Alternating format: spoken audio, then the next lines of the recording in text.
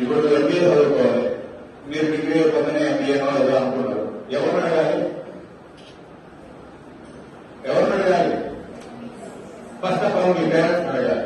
మీ parents ఏమంటారంటే నువ్వు చదువుకోవాలా, ఈ డిగ్రీ ఎన్ని మార్కులు వచ్చినాయి, నీకు ఎంబీఏలు ఎన్ని వస్తాయి, ఇలాంటివి ఉంటాయి కనుక అలా కాకుండా మీరే ఇన్స్పిరేషన్స్ గా మీ ఫ్యామిలీకి మీరే గైడెన్స్ అవ్వాలి.